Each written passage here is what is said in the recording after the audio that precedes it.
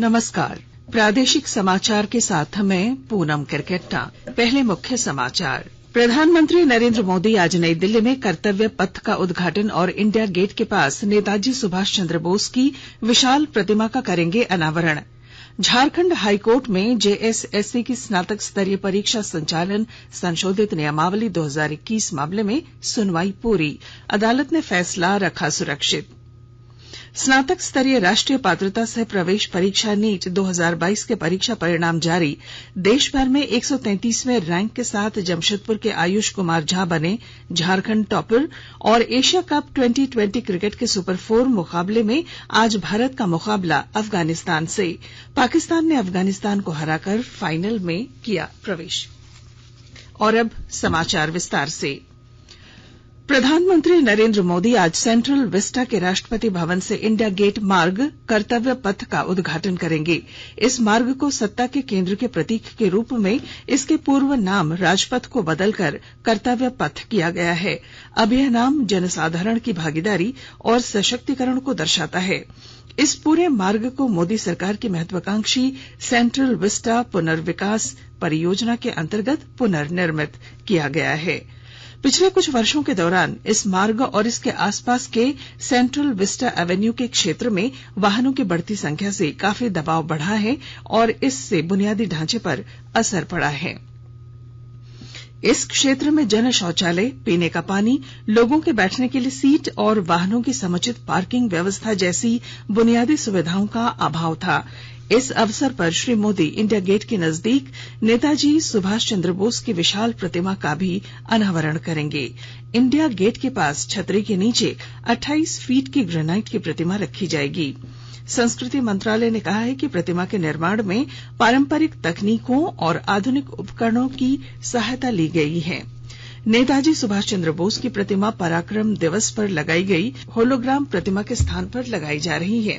नेताजी की ये विशाल प्रतिमा भारत में सबसे ऊंची, सजीव, अखंड और हस्त निर्मित मूर्तियों में से एक है। इस दौरान देश भर से आए 500 कलाकार कर्तव्य पथ पर सांस्कृतिक प्रस्तुतियों के माध्यम से एक भारत श्रेष्ठ भारत और विविधता में एकता की भावना को प्रदर्शित करेंगे। मुख्य समारोह के बाद 9, 10 और 11 सितंबर को शाम 7 बजे से रात 9 बजे तक सांस्कृतिक कार्यक्रम होगा। इंडिया गेट पर नेताजी के जीवन पर आधारित 10 मिनट का विशेष ड्रोन शो भी दिखाया जाएगा। सांस्कृतिक उत्सव और ड्रोन शो में प्रवेश निःशुल्क रहेगा।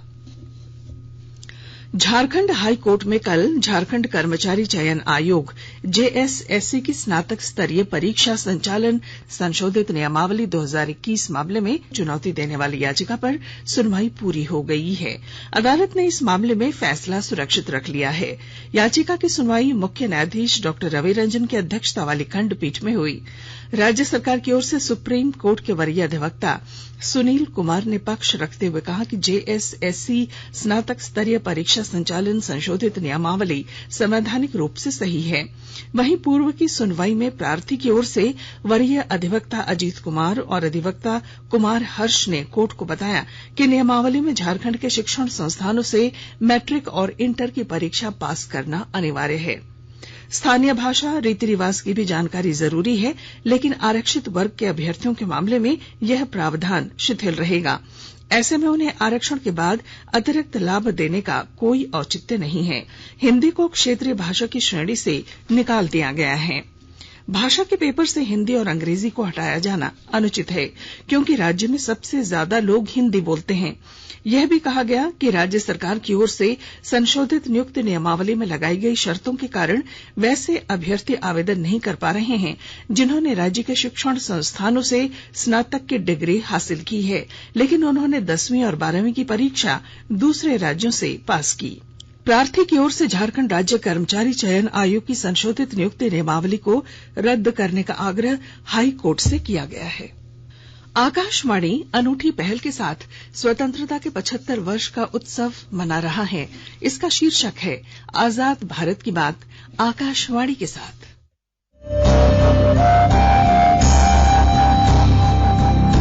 आजाद भारत की बात आकाशवाणी के साथ स्वतंत्रता के 75 वर्ष का उत्सव, जीवंत यात्रा की स्मृतियां, स्वतंत्र भारत की उपलब्धियां और कुछ रोमांचक पल। तो आप भी जुड़िए और सुनना न भूलें 15 अगस्त से प्रतिदिन हमारे FM गोल्ड 100.1 और दूसरे चैनलों पर आजाद भारत की बात आकाशवाणी के साथ।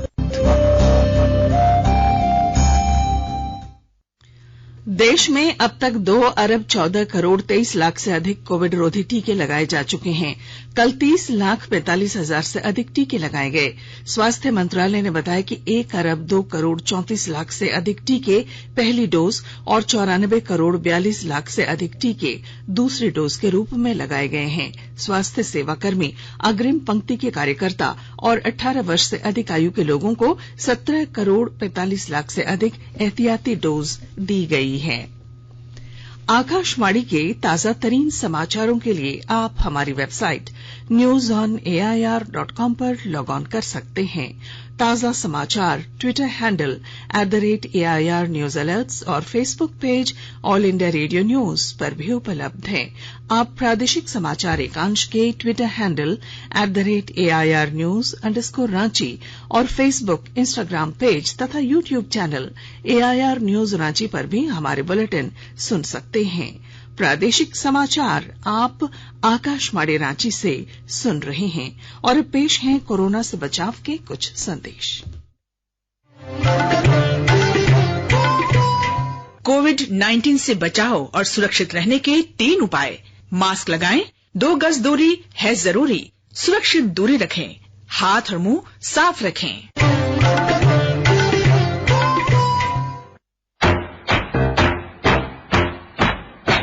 चलो मिलकर एक शुरुआत करें, चलो एक फैसला आज करें, मास्क नहीं तो टोकेंगे, कोरोना को रोकेंगे, चलो एक इरादा करते हैं, चलो कुछ वादा करते हैं, मास्क नहीं तो टोकेंगे, कोरोना को रोकेंगे।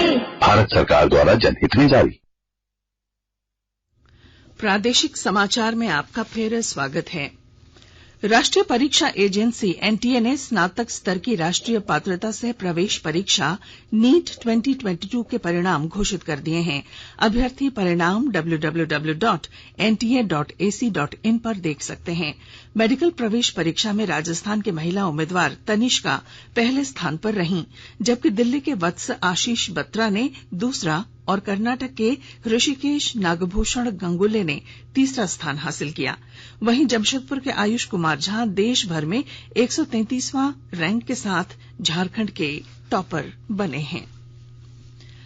पश्चिमी सिंहभूम जिले में खेल एवं पर्यटन को बढ़ावा देने के उद्देश्य से कई योजनाओं को संचालित किया जा रहा है। विस्तृत जानकारी के साथ हमारी संवाददाता।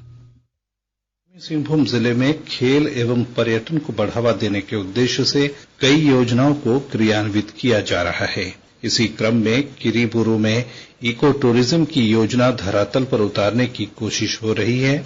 इसी प्रकार खिलाड़ियों को बेहतर सुविधा मुहैया करवाने के लिए इंडोर स्टेडियम, फुटबॉल, आर्चरी और हॉकी स्टेडियम के निर्माण के लिए जमीन का चिन्हितीकरण किया जा रहा है। उम्मीद है आने वाले समय में जिले में खेल के विकास के लिए खिलाड़ियों के लिए न सिर्फ आवश्यक अधोसंरचनाएं उपलब्ध हो पाएंगी, बल्कि इको टूरिज्म की शुरुआत से जिले में पर्यटन की संभावनाएं भी विकसित होंगी।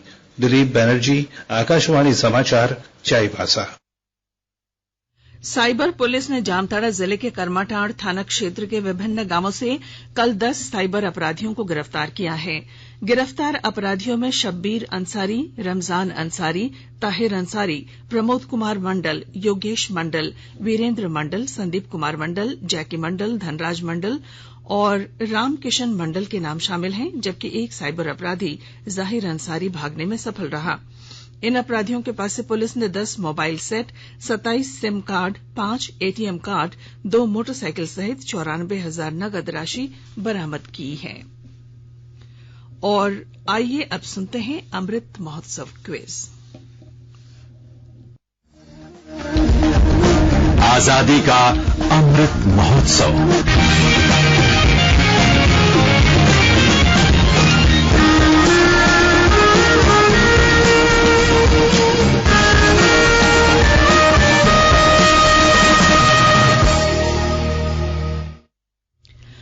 देश के 75वें स्वाधीनता दिवस समारोह के उपलक्ष्य में आजादी का अमृत महोत्सव के अंतर्गत प्रादेशिक समाचार एकांश आकाशवाणी रांची स्वाधीनता संग्राम और उसके गौरवशाली इतिहास पर साप्ताहिक विशेष प्रश्नोत्तरी आयोजित कर रहा है।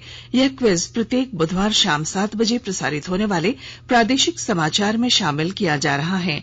सेंट्रल कोलफील्ड्स लिमिटेड और mission blue foundation Amrit Mahotsav quiz में आकाशवाणी समाचार रांची के साथ सहयोगी के रूप में शामिल है। कल का प्रश्न था, मगध राज्य की सीमा झारखंड के किस नदी के उद्गम स्थल तक मानी जाती है। श्रोता अपने उत्तर ईमेल rnuairranchiamrit@gmail.com पर आज शाम 5 बजे तक भेज सकते हैं। आप जवाब के साथ अपना नाम, पता, फोटो और फोन नंबर भी भेजें ताकि लकी विजेता बनने पर अपना ई प्रमाण पत्र और आपका पुरस्कार आप तक पहुंचाया जा सके। विजेता की घोषणा आज शाम 7 बजे प्रसारित होने वाले प्रादेशिक समाचार में की जाएगी। खूंटी जिले के तोरपा थाना क्षेत्र के टाटी मनमानी जंगल में अपराधियों ने एक युवक की लाठी से पीटकर हत्या कर दी। पुलिस ने कल जंगल से युवक का शव बरामद किया। मृतक की पहचान 28 वर्षीय अजय सिंह के रूप में की गई है। पुलिस हत्या के मामले की जांच कर रही है। गोड्डा जिले में 2 अलग अलग घटनाओं में 2 महिलाओं की मौत हो गई है। पत्थरगामा के गंगटा कलां गांव में 45 वर्षीय एक महिला की मौत हुई, जबकि एक 55 वर्षीय महिला की मौत सुंदर पहाड़ी के करमाटांड में हुई। करमाटांड में वज्रपात से 2 बच्चे भी झुलस गए। पोड़ियाहाट और बसंत राय में वज्रपात से 2 जानवरों की भी मौत हो गई है। पुलिस मौके पर पहुंचकर जांच कर रही है। क्रिकेट एशिया कप 2020 क्रिकेट में भारत आज सुपर 4 मुकाबले में अफगानिस्तान के साथ खेलेगा। यह मैच दुबई में भारतीय समय के अनुसार शाम 7:30 बजे से शुरू होगा। पाकिस्तान ने कल रात शारजाह में सुपर 4 के अपने अंतिम मैच में अफगानिस्तान को 1 विकेट से हराकर फाइनल के लिए क्वालिफाई कर लिया। अफगानिस्तान ने पहले बल्लेबाजी करते हुए 20 ओवर में 6 विकेट पर 129 रन बनाए। जवाब में पाकिस्तान ने 9 विकेट खोकर अंतिम ओवर में लक्ष्य हासिल कर लिया। इसके साथ ही भारत और अफगानिस्तान फाइनल की दौड़ से बाहर हो गए हैं। खिताबी मुकाबला रविवार को पाकिस्तान और श्रीलंका के बीच होगा। और अब अखबारों की सुर्खियां। राज्य से प्रकाशित होने वाले लगभग सभी अखबारों ने नीट परीक्षा का रिजल्ट घोषित किए जाने की खबर को पहले पन्ने पर प्रकाशित किया है। साथ ही अखबारों ने कांग्रेस की भारत जोड़ो यात्रा को भी प्रमुखता से प्रकाशित किया। दैनिक जागरण का शीर्षक है, राहुल गांधी ने भारत जोड़ो यात्रा से भाजपा के राष्ट्रवाद को दी चुनौती। प्रभात खबर लिखता है, नीट का रिजल्ट घोषित, राजस्थान की तनिष्का ऑल इंडिया जबकि आयुष झारखंड टॉपर बने। हिंदुस्तान ने कोयला तस्करी मामले में बंगाल में मंत्री के घर सीबीआई छापे की खबर को पहली सुर्खी बनाई है। दैनिक भास्कर ने गोड्डा सांसद निशिकांत दुबे और देवघर उपायुक्त मंजुनाथ भजंत्री विवाद पर चुनाव आयोग के हस्तक्षेप की खबर को प्रमुखता से प्रकाशित किया है। अंग्रेजी अखबार द टाइम्स ऑफ इंडिया और हिंदुस्तान टाइम्स ने प्रधानमंत्री नरेंद्र मोदी द्वारा आज कर्तव्य पथ का उद्घाटन किए जाने की खबर को पहले पन्ने पर जगह दी है। और बुलेटिन के आखिर में मुख्य समाचार एक बार फिर। प्रधानमंत्री नरेंद्र मोदी आज नई दिल्ली में कर्तव्य पथ का उद्घाटन और इंडिया गेट के पास नेताजी सुभाष चंद्र बोस की विशाल प्रतिमा का करेंगे अनावरण।